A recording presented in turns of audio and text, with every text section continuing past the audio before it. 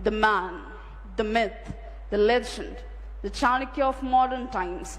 Today's chief guest and Honorable Chief Minister of Andhra Pradesh, Sri Nara Chandrababu Naidu Garu, is requested to give the keynote address. Ladies and gentlemen, put your hands together and welcome today's chief guest and Honorable Chief Minister of Andhra Pradesh, Sri Nara Chandrababu Naidu Garu, is requested to address the gathering.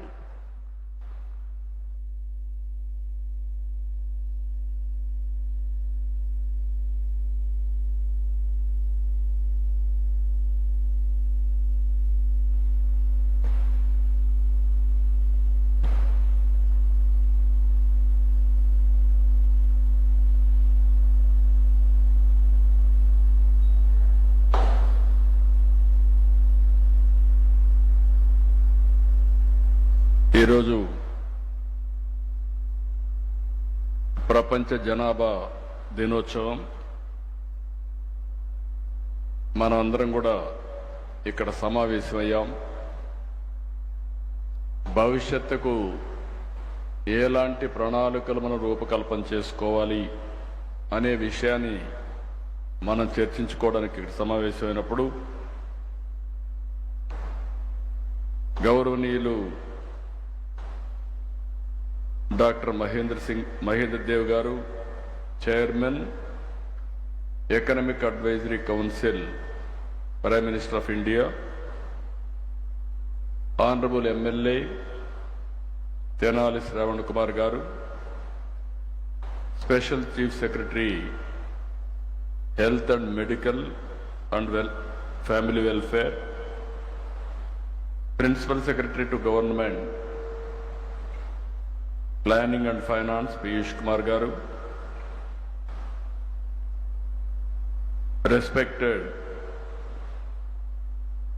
జలలీన్ టాఫిసీ, chief of field office UNICEF public health specialist,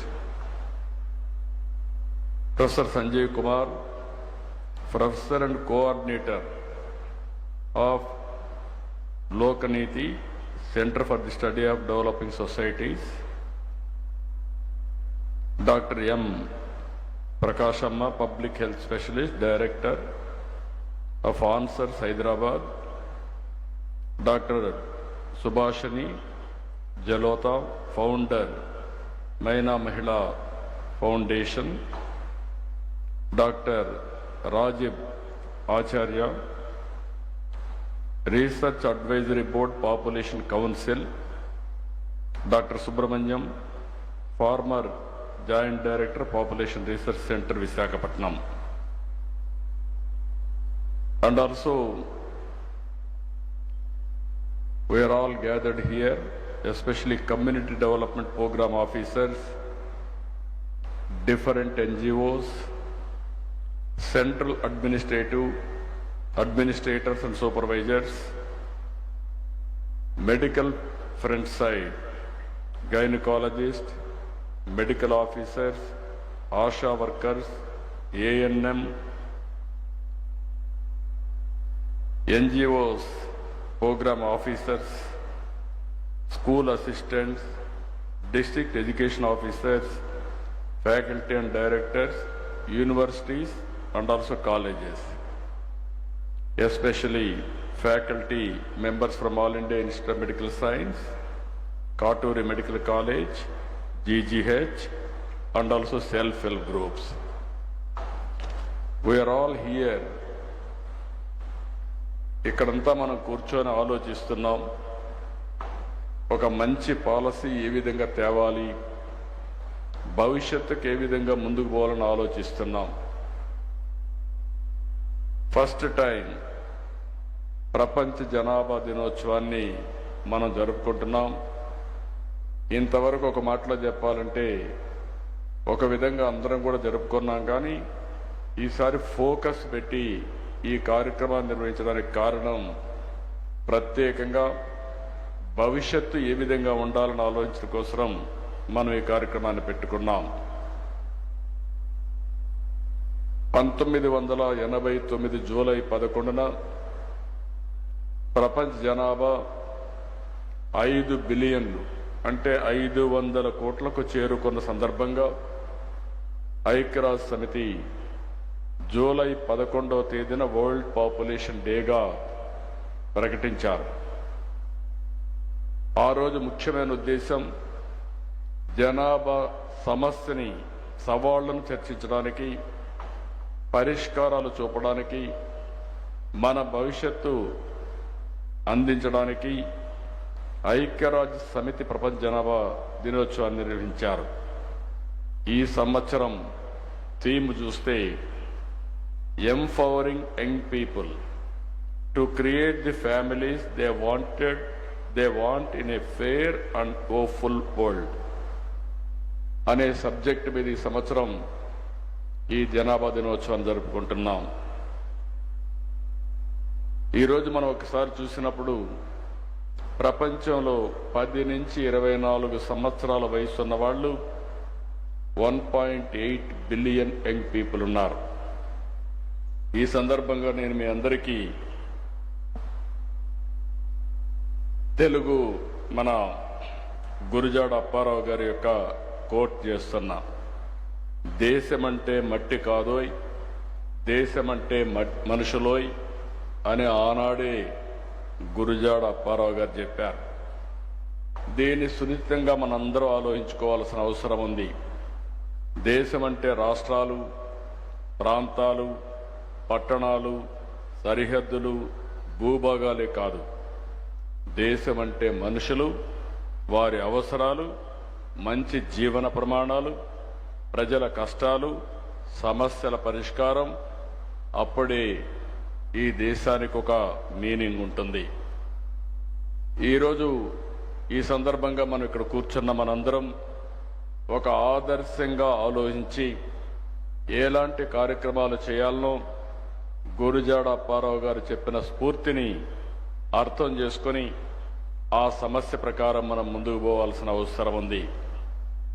ఒకప్పుడు జనాభా అంటే ఎక్కువ జనాభా ఉంది, నీళ్లు పెరగడం లేదు, ఆహారం పెరగడం లేదు, అదే మరిగా ఎయిర్ పెరగడం లేదు, గాలి పెరగడం లేదు, అనేక సమస్యలు వస్తాయని మనందరం కూడా పెరుగుదలపైనే ఫోకస్ చేశాం.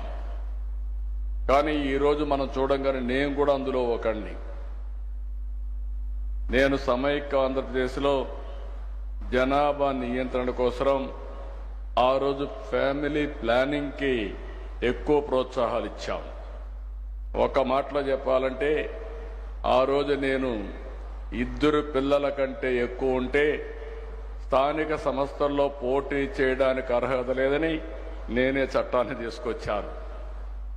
ఈరోజు మళ్ళీ వచ్చి జనాభా నియంత్రణ కాదు, జనాభా నిర్వహణ చేయాలి, దీనిపైన మీ సూచనలు ఇమ్మని ఈ సమావేశాలు అడిగామంటే అది మార్పు.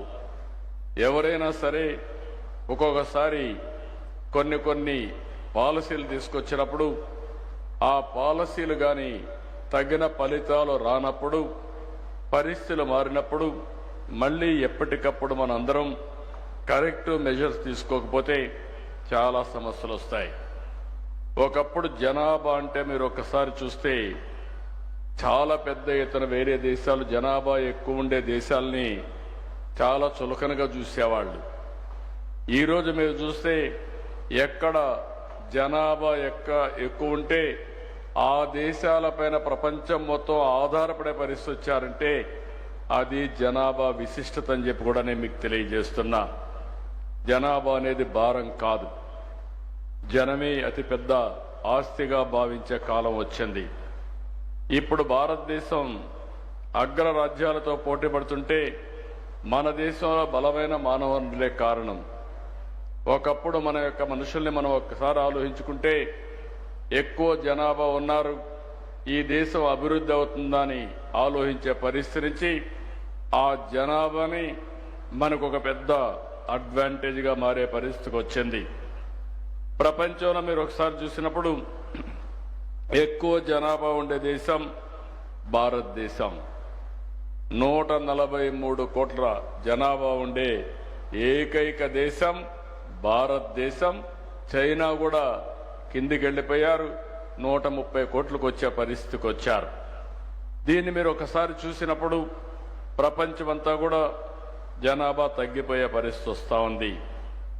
బర్త్ రేట్ పడిపోయే పరిస్థితి వస్తూ ఉంది. యువశక్తి క్షీణించే పరిస్థితి వస్తూ ఉంది.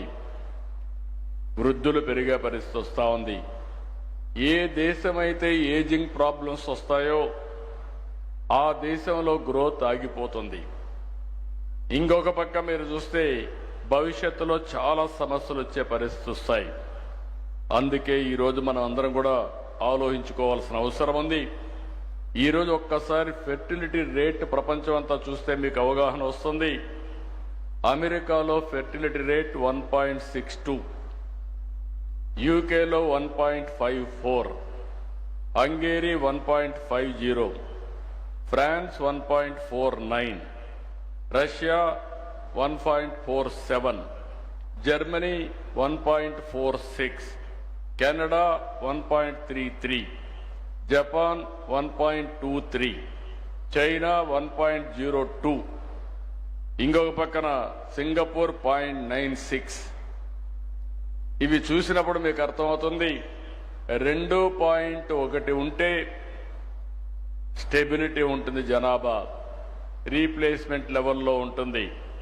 2.1 కంటే తక్కువ ఉంటే రోజు రోజుకు జనాభా తగ్గిపోయే పరిస్థితి వస్తుంది. ఒక సమయం అయ్యే కొందికి ఇది ఇంబ్యాలెన్స్ అవుతుంది. దీన్ని కరెక్ట్ చేయడానికి కూడా సాధ్యం కాదు. మన దేశానికి వస్తే ఒకసారి మీరు చూస్తే ఈరోజు జనాభా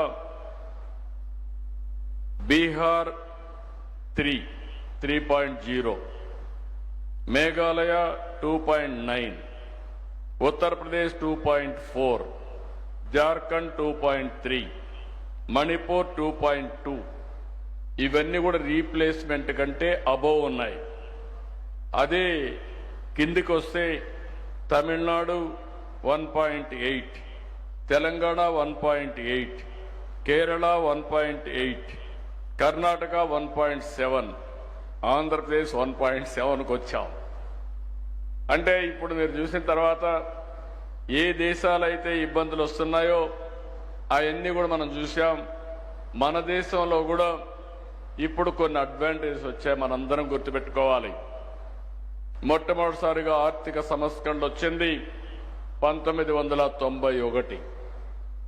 అదే సమయంలో 1995లో టెక్నాలజీ రెవల్యూషన్ వస్తే ఫస్ట్ మోర్ అడ్వాంటేజ్ తీసుకున్న వాళ్ళం భారతీయులు, అందులో తెలుగు వాళ్ళు. దాన్ని నేను గర్వపడుతున్నా. 25 సంవత్సరాల కంటే ముందు మనం అవలంబించిన ఐటీ వల్ల ఈరోజు ప్రపంచంలోనే భారతీయులు నెంబర్ 1 అయితే అందులో అగ్రస్థానంలో ఉండేది తెలుగు జాతి అని ఈ సందర్భంగా మీ అందరికీ గుర్తు చేస్తున్నాను. అలాంటి సందర్భంలో ఈరోజు మనం చూసినప్పుడు ఈరోజు ఒక ఆర్టికల్ చూస్తే నాకు ఎంతో ఆనందం కలిగింది. ఇటీవల మీరు ఎక్కడికి పోయినా మీరు చూస్తా ఉంటే ఎక్కువ అమెరికాలో ఈరోజు అమెరికాలో సంపన్న భారతీయం 43 దేశాలకు చెందిన 125 మంది బిలియనీర్లలో మన వాళ్ళు 12 మంది ఉన్నారు. అంటే 10% బిలియనీర్స్ మనవాళ్లే ఉన్నారు ప్రపంచంలో. ఇండియాలో ఉండేవాళ్ళు కాదు, అమెరికాలో ఉండేవాళ్ళల్లో వేరే దేశాల్లో కూడా వీళ్లే ఉన్నారంటే ఈరోజు ఏమాత్రం కూడా సందేహం లేదు. ప్రపంచంలో హైయెస్ట్ పర్ క్యాపిటా ఇన్కమ్ ఎవరంటే మొన్నటి వరకు జూయిష్ ఉండేవాళ్ళు, ఇప్పుడు భారతీయులని చెప్పడానికి నేను గర్వపడుతున్నానని చెప్పి కూడా నేను మీకు తెలియజేస్తున్నా. అది జనాభా ప్రభావం. మూడోది, మన దేశంలో ఇప్పుడుండే జనాభా ఎగ్జాక్ట్ గా రాబోయే 20 సంవత్సరాలు 2047 వరకు డెమోగ్రఫిక్ అడ్వాంటేజ్ ఉంటుంది. అది కూడా సౌత్ ఇండియా వల్ల కాదు, బీహార్, యూపీ కొన్ని రాష్ట్రాల వల్ల, పెద్ద రాష్ట్రాల వల్ల. అయితే ఇది రాబోయే రోజుల్లో అక్కడ కూడా డిసడ్వాంటేజ్ వస్తుంది.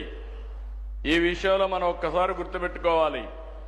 మీలో కూడా ఒక ఆలోచన రేకెత్తించడానికే నేను ఈ విషయాలన్నీ చెప్తున్నాను. ఒక చైతన్యం తేవడానికి నేను ప్రయత్నం చేస్తున్నాను. మనలో అనేక ఆలోచనలు ఉంటాయి, అనేక సమస్యలు ఉంటాయి. సమస్యలు కూడా పరిష్కార మార్గాలు ఉంటాయి. ఆ పరిష్కార మార్గాలు సరైన సమయంలో మనం అవలంబిస్తే మనం విజేతలు అవుతాం. అది చేయలేకపోతే మనం కూడా రాబోయే రోజుల్లో సమస్యల సుడిగుండంలో మనం కూడా కలిసిపోయే పరిస్థితి వస్తుంది. అందుకే 2047 వరకు మనకి అడ్వాంటేజ్ ఉంటుంది. నేను ఇంకొక మాట కూడా చెప్తున్నాను ఇక్కడ. భారతదేశంలో మీరు ఒకసారి చూస్తే right time, right leader, right place, అదే నరేంద్ర మోడీ ప్రధానమంత్రిగా ఉండడం కూడా ఒక అడ్వాంటేజ్ అని చెప్పి మీ అందరికీ తెలియజేస్తున్నా. దీనివల్ల లాభం ఏంటని మీరు ఆలోచిస్తే ఒక సుస్థిరమైన పాలన, ఒక స్టెబిలిటీ, అదే మరి ఆర్థిక అభివృద్ధి. అదే కాకుండా మొన్నే మీరు ఒకసారి ఆర్టికల్ చూస్తే ప్రపంచంలో ఇన్క్లూజివ్ గ్రోత్ రేట్లో మనం 4వ ప్లేస్లో ఉన్నాం. అమెరికాలో ఆర్థిక వ్యవస్థలు మనకంటే ఎక్కువ ఉన్నాయి, చైనాలో ఎక్కువ ఉన్నాయి, చాలా దేశాల్లో ఎక్కువ ఉన్నాయి. అలాంటి తక్కువ ఉండే దేశంలో 4వ ప్లేస్ భారతదేశం ఉందంటే నేను గర్వపడుతున్నానని చెప్పి కూడా నేను మీకు తెలియజేస్తున్నా. దీన్ని ఇంకా కూడా మనం కరెక్ట్ చేసుకునే అవకాశాలు ఉన్నాయి. ఇప్పుడే ఎకనామిక్ అడ్వైజర్ ఇక్కడ ఉన్నారు ప్రధానమంత్రి గారికి. వారికి ఒకటే విజ్ఞప్తి చేస్తున్నా, మనం తీసుకునే పబ్లిక్ పాలసీలు, మనం తీసుకునే విధానాలు ఆర్థిక అసమానతలు తగ్గించి అందరికీ మెరుగైన జీవన ప్రమాణాలు ఇవ్వగలిగితే అదే నిజమైన స్వాతంత్రం, అదే నిజమైనటువంటి సుస్థిరత. దానికి దోహదం చేసే విధంగా వారు ముందుకు పోవాల్సిన అవసరం ఉంది. ఈరోజు ఇంకొక పక్కన మీరు ఎన్ని చూసినప్పుడు ఈరోజు కొన్ని దేశాలు ప్రోత్సాహాలు ఇస్తున్నారు. నేను ఇప్పుడు చెప్పాను జనాభా తగ్గిపోతా ఉందని. ఈరోజు జపాన్ చూస్తే పిల్లలు స్కూల్ వెళ్లే వరకు చైల్డ్ కేరే సేవలు అందిస్తుంది, పిల్లల చదువుకు ఆర్థిక సహాయం చేస్తుంది, లేదా పూర్తిగా ఉచిత విద్యను కూడా అందిస్తా ఉంది.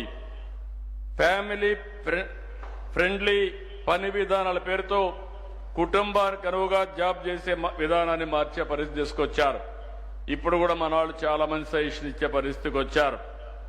ఎక్కువ మంది పిల్లలుంటే ఇల్లు కట్టుకోవడానికి ఆర్థిక సహాయంతో పాటు తక్కువ రెంట్తో అద్దెకు కూడా ఇండ్లు ఇచ్చే పరిస్థితికి వచ్చారు.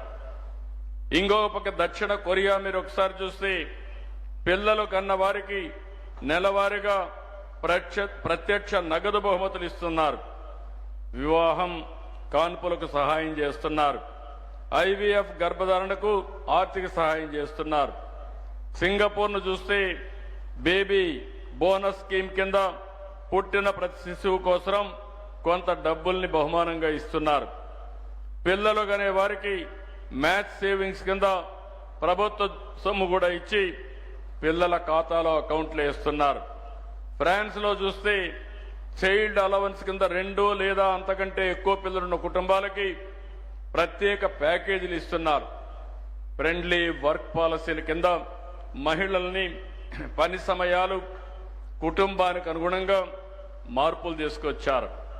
రష్యా రెండవ బిడ్డను కంటే పెద్ద మొత్తంతో నగదు అందజేసే పరిస్థితికి వచ్చారు. ఫ్రీ హెల్త్ కేర్ కింద గర్భిణీలకు ఉచిత వైద్య సదుపాయం ఎన్ని కల్పిస్తున్నారు. హంగేరీ 4 లేదా అంతకంటే ఎక్కువ మంది పిల్లలుంటే కుటుంబాలకు జీవితాంతం ఆదాయ పన్ను రద్దు చేస్తున్నారు. పెద్ద కుటుంబాలకు ఉచితంగా కార్లు పంపిణీ చేస్తున్నారు. ఈరోజు చైనా చూస్తే 12 లక్షలు, 2 మంది కంటే 2 పిల్లలుంటే 12 లక్షలు డబ్బులు నగదు సహాయం చేసే పరిస్థితికి వచ్చారు. మన కరెన్సీతో కంపేర్ చేసుకుంటే ఈరోజు మనం కూడా ఒకటి గుర్తుపెట్టుకోవాల్సిన అవసరం ఉంది. 143 కోట్ల జనాభా ఉన్నాం కాబట్టి మన జనాభా ఎక్కువ ఉందని మీరు ఆలోచిస్తే రాబోయే రోజుల్లో జనాభా తగ్గిపోయినప్పుడు మనం జనాభా పెంచడం అసాధ్యం.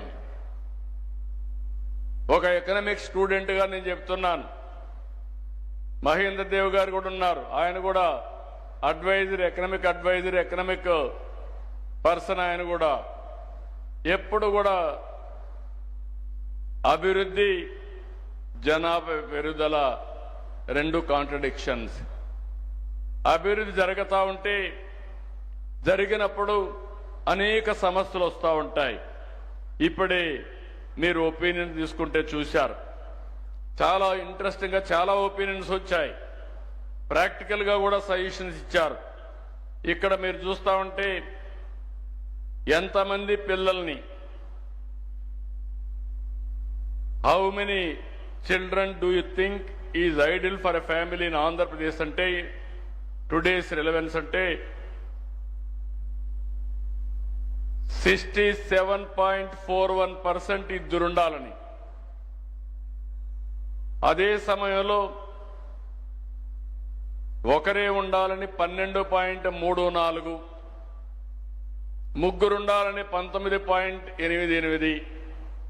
మీ అభిప్రాయాలు చూసిన తర్వాత ఇదే జరిగితే కరెక్ట్ గా 2+ ఉంటుంది జనాభా. ఫెర్టిలిటీ రేట్ పెరుగుతుంది.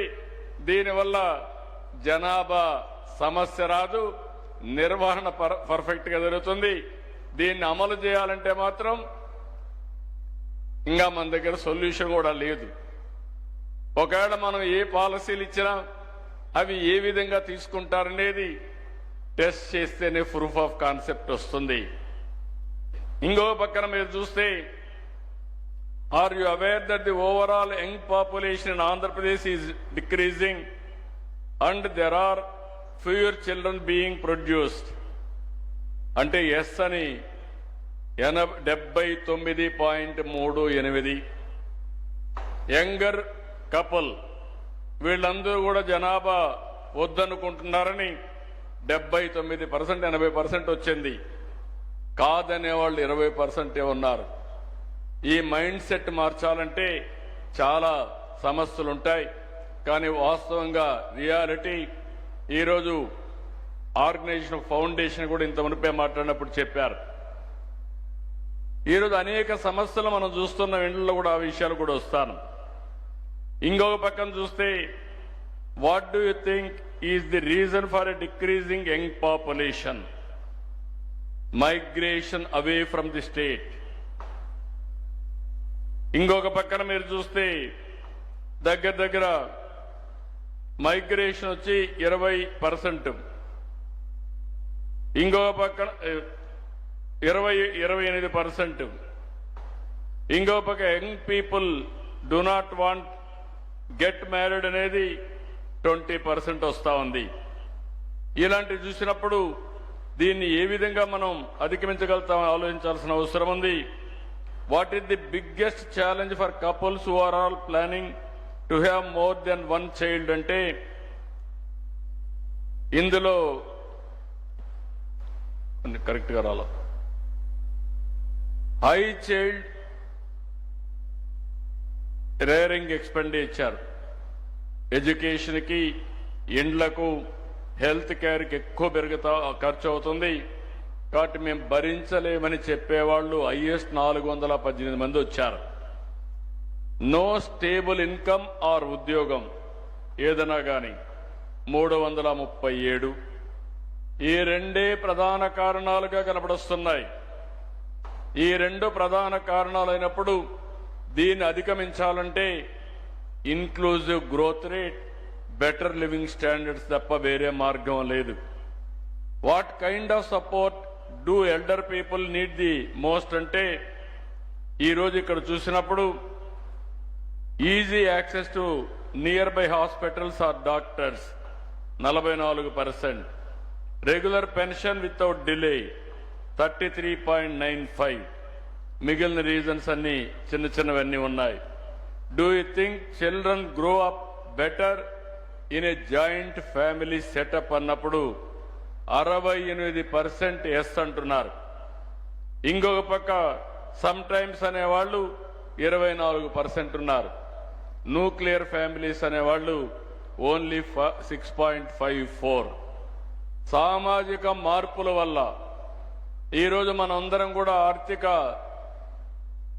స్వావలంబన వచ్చినాక డబ్బులు వస్తూ ఉంటే మన ఆలోచన విధానాలే మారిపోతున్నాయి. ఒకప్పుడు జాయింట్ ఫ్యామిలీస్ ఉండేటివి, పెద్దలుండేవాళ్ళు. ఇప్పుడు రాను రాను అలాంటి జాయింట్ ఫ్యామిలీస్ అన్ని డివైడ్ అయిపోయి more and more nuclear families వస్తున్నాయి. అంటే ఒకప్పుడు నేను ఎప్పుడూ చెప్పేవాడిని, Indian families are best in the world. మీరందరూ ఒకటి గుర్తుపెట్టుకోవాల్సిన అవసరం ఉంది. ఇండియాలో ఫ్యామిలీస్ ఏవైతే ఉన్నాయో జాయింట్ ఫ్యామిలీస్గా ఉండడం, ఒక లెగసీ కింద బాధ్యతలు తీసుకోవడం, ఇల్లు అనేది, ఫ్యామిలీ అనేది ఒక social security, financial security, health security, stress buster, ఇవన్నీ ఉంటాయి. అదే ఇద్దరే ఉండే ఫ్యామిలీస్, వైఫ్ అండ్ హస్బెండ్ ఉంటే, ఇద్దరు బయట పోతే పిల్లల్ని ఎవరు చూసుకోవాలో తెలియకుండా అసలు పిల్లలే వద్దనుకునే పరిస్థితి వస్తూ ఉంది. ఇంకో పక్క దీనివల్ల ఏదైనా చిన్న డిఫరెన్స్ వచ్చినా ఆ డిఫరెన్సెస్తో విడిపోయే పరిస్థితికి వస్తున్నారు. కనీసం మంచి చెడులు చెప్పే అవకాశాలు కూడా కుటుంబాలకు లేకుండా పోయే పరిస్థితి వస్తున్నాయి.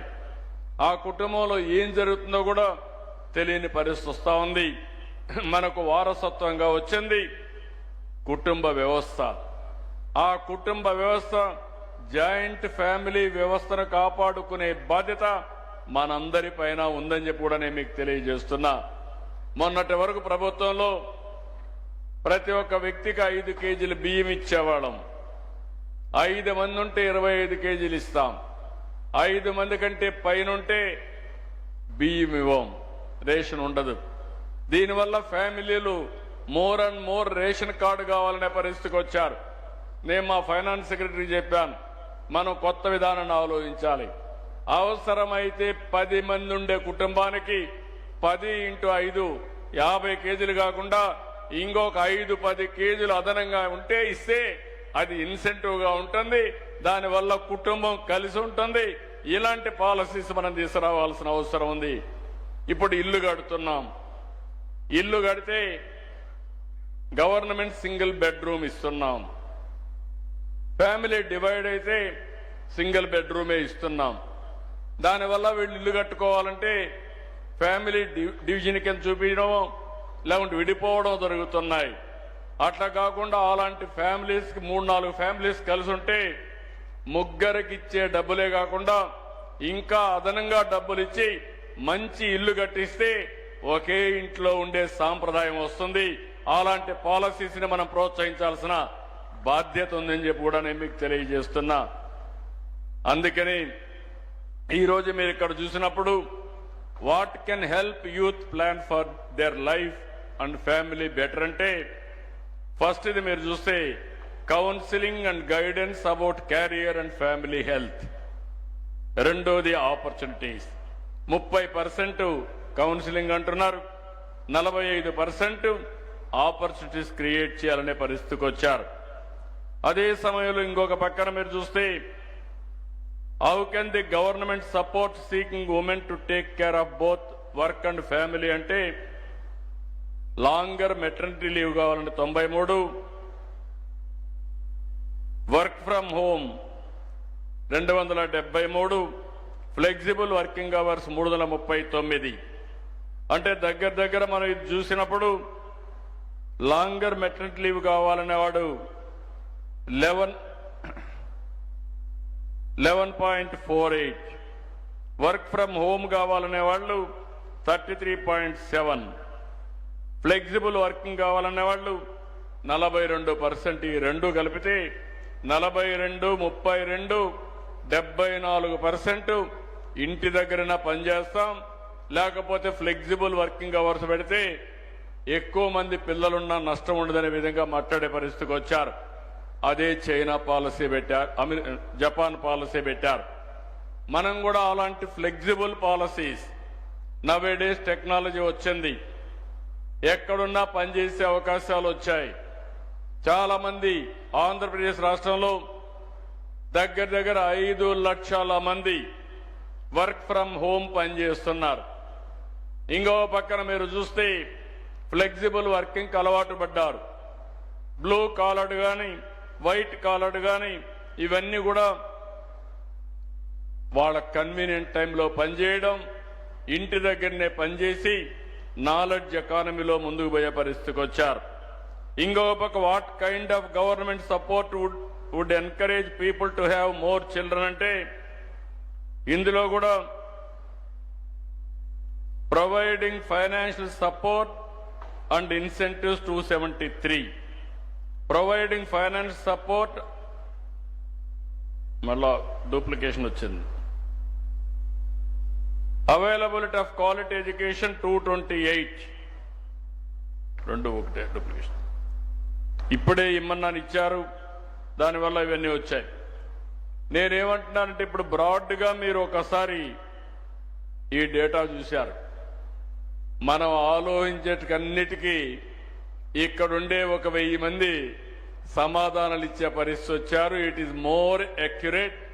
ఇది ప్రజాభిప్రాయం అని చెప్పి కూడా నేను మీకు తెలియజేస్తున్నా. ఈ ప్రజాభిప్రాయాన్ని ఒక పాలసీ, డ్రాఫ్ట్ పాలసీగా తీసుకొని దాన్ని మనమందరం ప్రజలకు ప్రవేశపెట్టి వాళ్ళు ఇచ్చే ఒపీనియన్స్ కూడా తీసుకొని రాబోయే రోజుల్లో ఫస్ట్ టైం మీ అందరికీ నేను విజ్ఞప్తి చేస్తున్నా, ఈరోజు ఒక మంచి పాలసీని మనం తీసుకొస్తాం.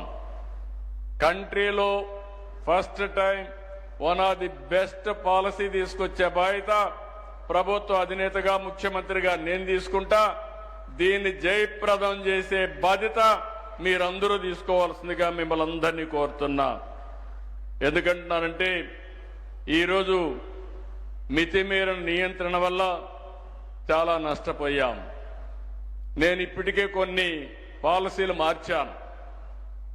2 పిల్లల కంటే ఎక్కువ ఉంటే స్థానిక సంస్థల్లో పోటీ చేయడానికి వీల్లేదని పెట్టిన పాలసీ మార్చి రాబోయే రోజుల్లో అవసరమైతే 2 కంటే తక్కువ మంది పిల్లలుంటే వాళ్ళు పోటీ చేయడానికి అర్హత లేదని ప్రజాభిప్రాయ ప్రకారం పెట్టే పరిస్థితి వస్తుంది.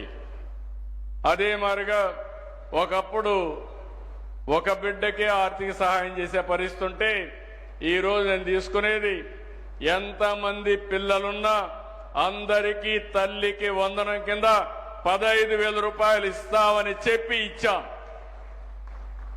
దీనివల్ల మీరు ఒక్కసారి చూస్తే పిల్లలు ఎక్కువ ఉంటే తల్లిదండ్రులదే బాధ్యత కాదు, కుటుంబాందే బాధ్యత కాదు. భవిష్యత్తు కోసం ప్రభుత్వం కూడా కలిసి పనిచేస్తాం.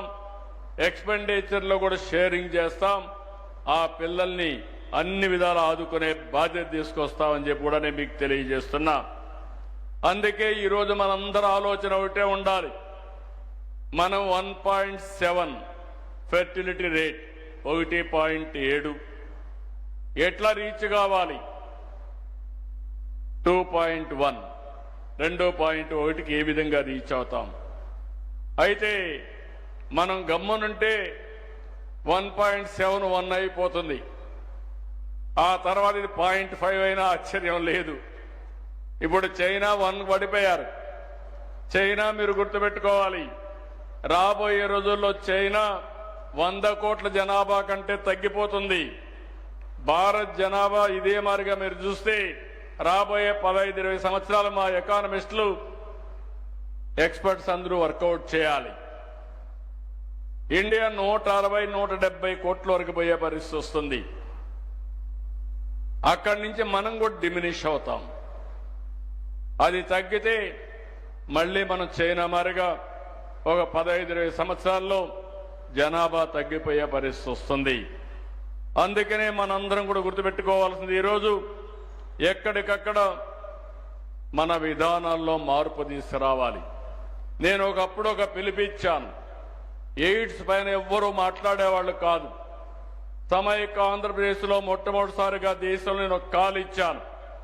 Break silence, talk about AIDS అని మాట్లాడి ఆ సైలెన్స్ ని బ్రేక్ చేసి పెద్ద ఎత్తున ఉద్యమాలు, చైతన్యాన్ని తీసుకొచ్చాం. దానివల్ల ఆ రోజు నేను చాలాసార్లు చెప్పాను, మీ పిల్లలతో కూడా మీరు మాట్లాడండి, వాళ్ళకు కూడా కౌన్సిల్ చేయండి. ఈరోజు మనం అందరం కూడా ఎయిడ్స్ అంటే అదొక భూతంగానో, మనం మాట్లాడితే కరెక్ట్ కాదని సీక్రెసీ మెయింటైన్ చేస్తే సమాజమే ప్రమాదంలో పడుతుంది. కాబట్టి మాట్లాడాలని అసెంబ్లీలో మాట్లాడి అనేక సార్లు పెద్ద ఎత్తున చర్చ చేస్తే ఎయిడ్స్ని నియంత్రణ చేయగలిగాం. ఈరోజు నేను ఆలోచించేది ఒకటి, ఈరోజు సౌత్ ఇండియాలో పెద్ద చర్చ జరుగుతూ ఉంది. రేపు రాబోయే రోజుల్లో పార్లమెంట్ సీట్లు పెరుగుతాయి, ఇక్కడ జనాభా తగ్గిపోయింది, దానివల్ల మా సీట్లు కూడా తగ్గిపోతాయి, రిలవెన్సే కోల్పోతామని. కానీ ఇక్కడ ఒక విషయం మనం గుర్తుపెట్టుకోవాలి, ఎక్కడైతే మనుషులు తక్కువ ఉంటారో, ఎక్కడైతే సమర్థవంతంగా పనిచేయలేకపోయినప్పుడు అవసరాల కొద్ది వేరే ప్రాంతాల నుంచి మైగ్రేషన్ వస్తారు. ఈరోజు హైదరాబాద్ ఉంది, అభివృద్ధి జరిగింది, మెరుగైన జీవన ప్రమాణాలు ఉన్నాయి, ఆదాయం బాగుంటుంది. దేశంలో ఉండే వాళ్ళందరూ హైదరాబాద్కి మైగ్రేట్ అవుతున్నారు. ఒకప్పుడు అమెరికా ఉంది, అవకాశాలు మెండుగా ఉన్నాయి, అందుకే ఇండియా నుంచి అమెరికాకి ఎక్కువ వెళ్ళారు. ఎవరైతే నాలెడ్జ్ ఉందో ఆ నాలెడ్జ్ వర్కర్స్ అంతా అమెరికాకు పోయే పరిస్థితి వచ్చింది. ఇది సహజం. ఇంకో పక్కన మన దేశంలో జనాభానే తగ్గిపోతే ఇటీవల నేను చూశాను. ఒకప్పుడు జనాభా జపాన్ అయితే భారతీయుల్ని పెద్దగా ఎంకరేజ్ చేసేవాళ్ళు కాదు. ఇప్పుడు వాళ్లే మన వాళ్ళు కావాలని అడిగే పరిస్థితికి వచ్చారు. నర్సెస్ కానీ డాక్టర్స్ కానీ అదే సమయంలో స్కిల్డ్ లేబర్ కానీ ఇలాంటి అడిగే పరిస్థితికి వస్తున్నారు. ఒక జపానే కాదు, ఇంకో పక్క జర్మనీ కానీ చాలా దేశాలు అడిగే పరిస్థితి వస్తున్నాయి. అయితే ఈరోజు నేను చెప్పింది, ఒకప్పుడు నాకు కూడా చాలా సమస్యగా ఉండేది. నేను జనాభా నియంత్రణ చేయాలన్నప్పుడు నాకు సైంటిస్టులు కానీ ఎక్స్పర్ట్స్ కానీ ఒకే మాట చెప్పారు, ఇది అసాధ్యం. మీరు జనాభా నియంత్రణ చేయాలంటే అనేక విషయాలు మీరు కరెక్ట్ చేయాలని చెప్పారు. ఒకటి ఫిమేల్ లిటరసీ, మహిళలందరూ బాగా చదువుకోవాలి. రెండోది పేదరిక నిర్మూలన, మూడోది జనాభా నియంత్రణ. ఈ మూడు కలిసి సాధ్యమని చెప్పారు. నేను ఆ రోజు ఒకే మాట చెప్పాను, ఒక్కొక్కసారి మూడు ఒకటేసారి చేయాలంటే సాధ్యం కాదు. మొట్టమొదటిసారిగా జనాభా నియంత్రణ చేద్దాం, తద్వారా రెండు కూడా పెంచుతామని చెప్పి ముందుకు పోయాం, సక్సెస్ అయ్యాం. ఈరోజు చాలా మంది ఇక్కడికి వచ్చినప్పుడు కొన్ని పాలసీలు ఇచ్చారు, చాలా విషయాలు మాట్లాడారు. న్యూక్లియర్ ఫ్యామిలీస్ వల్ల ఈ సమస్యలు వస్తున్నాయి. ఇంకొక పక్క వచ్చే ఆదాయం తక్కువ ఉంది. రెండోది మగవాళ్ళు కూడా ఏదో పిల్లలు పెంచడం మహిళల రెస్పాన్సిబిలిటీ అనే విధంగా చాలా మంది మాట్లాడుతున్నారు. మగవాళ్ళు కూడా ఇంటి పనులు షేర్ చేసుకోవాలనేది ఈరోజు చాలా మంది కూడా డిస్కషన్కి వచ్చేది. ఇది వాస్తవం కూడా. నేను ఒకప్పుడు మీరు గుర్తుపెట్టుకోవాలి, నేను ఎప్పుడు కూడా మహిళా పక్షపాతిని. ఇప్పుడే కాదు, మొదటి నుంచి కూడా. ఒక మాటలో చెప్పాలంటే మహిళలకు న్యాయం చేసిన పార్టీ, మహిళా శక్తిని గుర్తించిన పార్టీ తెలుగుదేశం పార్టీ, నందమూరి తారక రామారావు గారు. ఫస్ట్ టైం ఆస్తిలో సమాన హక్కు తీసుకొచ్చాడు. అంత మునుపు ఆడవాళ్ళకైతే ఆస్తిలో సమాన హక్కు లేదు, పెళ్లి చేసి బయట పంపించేసేవాళ్ళు. రెండో చదివించేవాళ్ళు కాదు, మగ పిల్లవాడే చదివించి ఆడపిల్ల అయితే పెంచి పెళ్లి చేసే బాధ్యత తీసుకునేవాళ్ళు. అక్కడి నుంచి మహిళా యూనివర్సిటీ పెట్టింది నందమూరి తారక రామారావు గారు. ఆ తర్వాత నేను వచ్చిన తర్వాత ఇంటికి పరిమితమైన ఆడబిడ్డల్ని డాక్రా సంఘాలు పెట్టి, మెప్మా సంఘాలు పెట్టి మీ ఆదాయం పెంచాలని, మీ పరపతి పెంచాలనే ఉద్దేశంతో ముందుకు పోయాను. ఎన్నో చేయలేకపోయాం. కానీ ఈరోజు మీరు చూస్తే ఆ రోజు పెట్టిన డాక్రా సంఘాలు ఇప్పుడే కాదు భవిష్యత్తు కూడా బ్రహ్మాండంగా పనిచేసే పరిస్థితి వచ్చిందంటే అది మహిళల్లో ఉండే ఆలోచన విధానం. నేను ఈరోజు పెట్టలేదు, సమైక్య ఆంధ్రప్రదేశ్లో దేశంలో మొట్టమొదటిసారిగా వంట గ్యాస్ సిలిండర్లు ఇచ్చాను.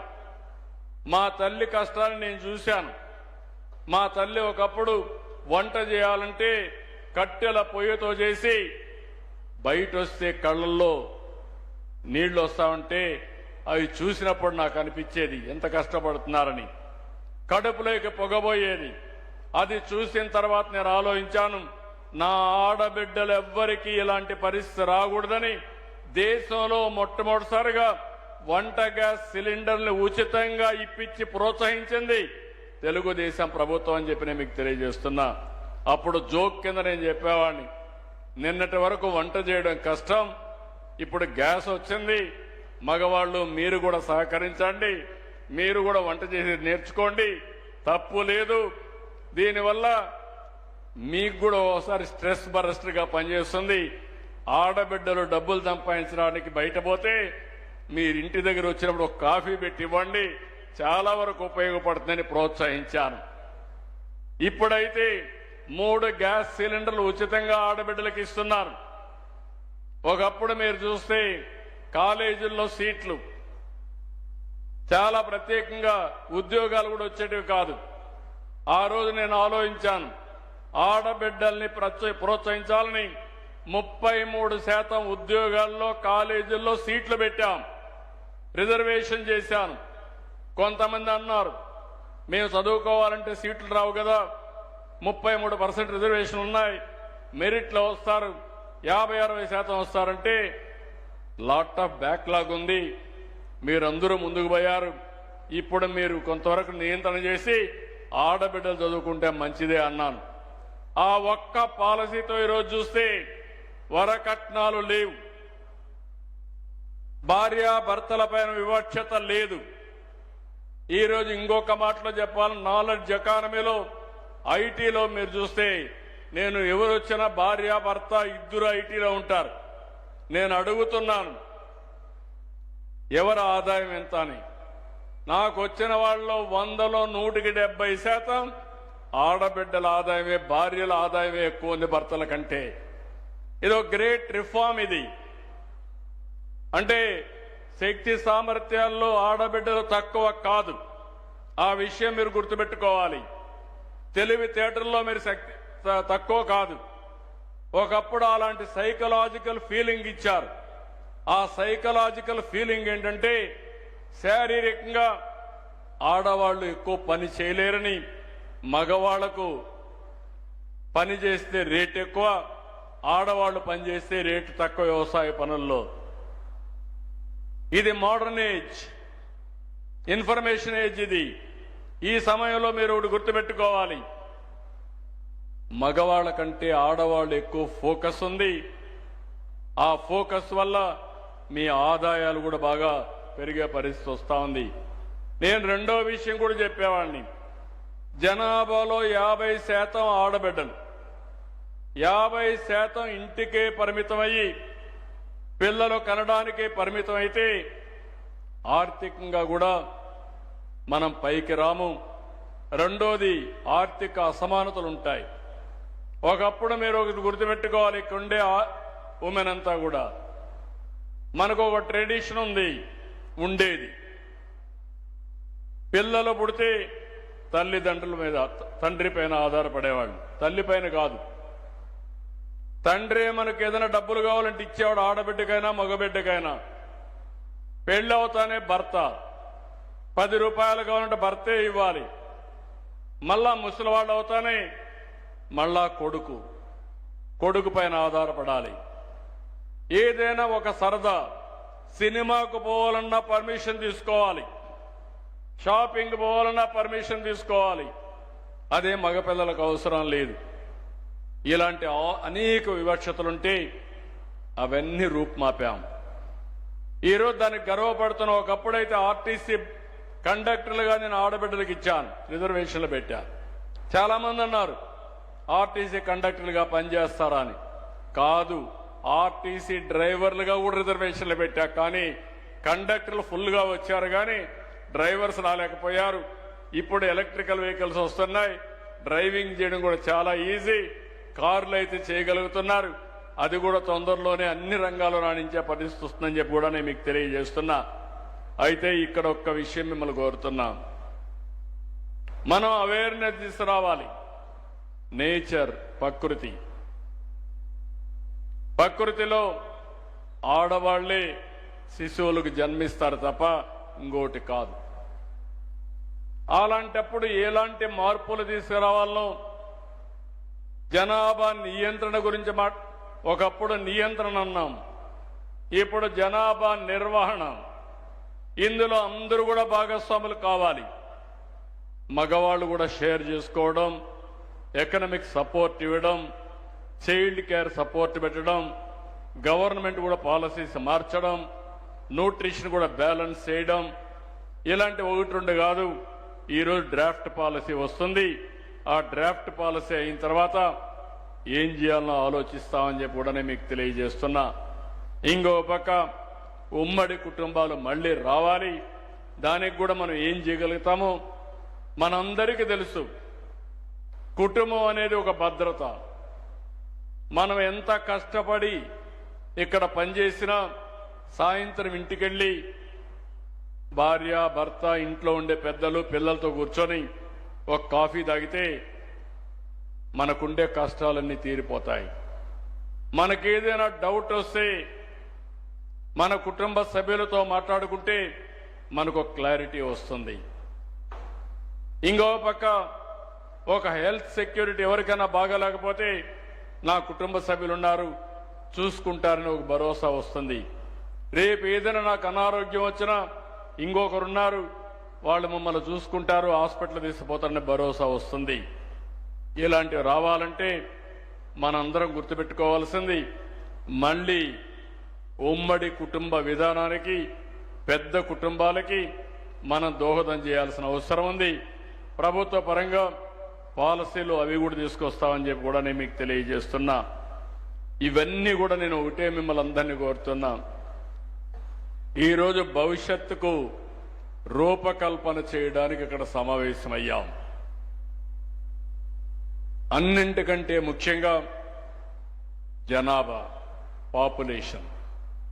నేను ఇప్పుడు ఏ పని ఆలోచించినా పాపులేషనే ఒక ఆస్తిగా ఆలోచిస్తున్నా, ఒక క్యాపిటల్గా ఆలోచిస్తున్నా.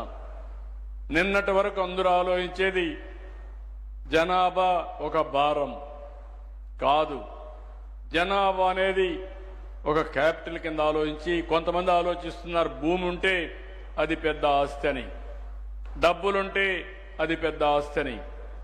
అట్లా కాకుండా ఏ ఇంట్లో అయితే కుటుంబ సభ్యులు ఎక్కువ ఉంటారో వాళ్ళని ఒక ఆస్తిగా తీసుకుని, ఒక క్యాపిటల్గా తీసుకుని మనం దానిపైన పెట్టుబడి పెట్టగలిగితే భవిష్యత్తు మందేనని చెప్పి నేను మీకు తెలియజేస్తున్నా. ఈరోజు సవ్యంగా అన్ని జరిగితే ప్రపంచం మొత్తం జనాభా తగ్గే ఈ సమయంలో మనం కానీ జనాభా కరెక్ట్గా నియంత్రణ చేయగలిగితే, యొక్క నిర్వహణ, నియంత్రణ కాదు, జనాభాను నిర్వహణ చేయగలిగితే 175 కోట్లు భారతదేశ జనాభా ఉందనుకుంటే ఇప్పుడు 4 కోట్లే ప్రపంచం అంతా ఉన్నారు. రేపు 6 రెట్లు అంటే 24 కోట్లు, 25 కోట్లు వేరే దేశాలకు వెళ్ళిపోతే ఆ దేశాల అవసరాలు వీళ్ళు తీర్చగలిగితే ఏ విధంగా ఉంటారో ఒక్కసారి మీరు చూడండి. కాబట్టి వేరే దేశాలు అనుకోకుండా, లేకుంటే ముందు జాగ్రత్తలు లేకుండా ఆ దేశాల్లో ఏజింగ్ ప్రాబ్లం వచ్చింది. అలాంటి ప్రాబ్లం రాకూడదంటే మనందరిలో ఒక చైతన్యం రావాలి. దీనిపైన చర్చ జరగాలి. చర్చ జరగడమే కాకుండా మనందరం దీనికి తగిన విధంగా కార్యక్రమాలు కూడా రూపకల్పన చేసుకోగలిగితే ఒక బ్రహ్మాండమైన భవిష్యత్తు ఉంటుంది. దీనికి మీరందరూ ఆలోచించాల్సిందిగా నేను మిమ్మల్ని కోరుకుంటూ, ఈరోజు ఒక ఆర్గనైజేషన్, మంచి ఆర్గనైజేషన్ ఇక్కడ చూస్తే కుప్పంలో నా నియోజకవర్గంలో పనిచేస్తున్నారు. వీళ్ళు నాకు అక్కడ పోయినప్పుడు బాగా ఈ పాలసీ చూసిన తర్వాత మైనా మహిళా ఫౌండేషన్ సుహని జలోతా గారు పైన కూర్చున్నారు. వారు చెప్పారు, వారి టీం వచ్చి కనపడ్డారు. ఫస్ట్ టైం నేను చూసింది జనాభా నిర్వహణ కోసం ఎలాంటి సమస్యలు ఉన్నాయో అనలైజ్ చేసి కపుల్స్ని పిలిపించి కౌన్సిలింగ్ చేసి వాళ్ళతో మాట్లాడి వాళ్లకుండే సందేహాలు నివృత్తి చేస్తూ జనాభా నిర్వహణ కోసం పనిచేసే మొదటి సంస్థగా నేను చూసా. వారిని మనస్ఫూర్తిగా అభినందిస్తున్నా. మొన్నటి వరకు ఫ్యామిలీ ప్లానింగ్ కోసం పనిచేశారు. ఇప్పుడు పాపులేషన్ మేనేజ్మెంట్ కోసం పనిచేయాల్సిన అవసరం ఉంది. This is the right time. నిన్నటి వరకు ఒక లెవెల్లో పోయాం థింకింగ్ ప్రాసెస్ లో.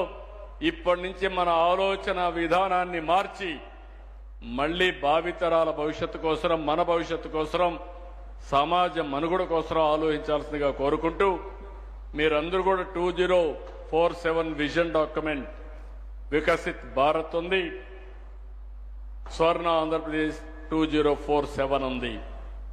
అది జయప్రదం కావాలంటే ఇది కూడా జనాభా నిర్వహణ కూడా చాలా ముఖ్యం. దానికి మీరందరూ సహకరించవలసిందిగా నేను కోరుకుంటూ, ఇప్పుడు మీకు ఏ డౌట్స్ ఉన్నా మీరు అడిగే అవకాశం ఉంటుంది. జనాభానే మన ఆస్తి, జనాభానే మన సంస్థ. మనకు దానికి ఏ మాత్రం కూడా నాకు అనుమానం లేదు. ఈరోజు ప్రపంచంలో మీరు ఏ దేశానికైనా వెళ్ళండి, పాష్ లొకాలిటీకి వెళ్ళండి, మీరు హిందీలో మాట్లాడండి, లేదంటే తెలుగులో మాట్లాడండి, మీరు మాట్లాడితే ఒక 50 మంది వచ్చి మిమ్మల్ని పలకరించే పరిస్థితికి వస్తారు. అది మన శక్తి. ఇప్పుడు నాలెడ్జ్ ఎకానమీలో ప్రపంచంలో ఉండే అవకాశాలను అందిపుచ్చుకుంటున్నటువంటి దేశం భారతదేశం. నాకు అనుమానం లేదు, 25 సంవత్సరాలు మార్పు వచ్చింది. ఇంకొక 25 సంవత్సరాల్లో పెను మార్పులు వస్తాయి. దానికి మనం సిద్ధంగా ఉండాలని అందరినీ కోరుకుంటూ, ఈరోజు ఈ కార్యక్రమానికి వచ్చిన మిమ్మల్ని అందరినీ పేరు పేరున మనస్ఫూర్తిగా అభినందిస్తూ, మీరిచ్చిన అమూల్యమైన సూచనలకి మనస్ఫూర్తిగా ధన్యవాదాలు తెలియజేసుకుంటూ మీ అందరి దగ్గర సెలవు తీసుకుంటున్నా. జై హింద్, జై జన్మభూమి. Thank you, sir. Thank you so much for the valuable message. Human capital, gender equality, what not, everything, which is why India and the world is admiring your brain, sir. అత్యద్భుతమైన సందేశంతో అందరిలోనూ నూతన ఉత్తేజాన్ని నింపిన ఈనాటి కార్యక్రమ ముఖ్య అతిథి గౌరవనీయులైన ఆంధ్రప్రదేశ్ రాష్ట్ర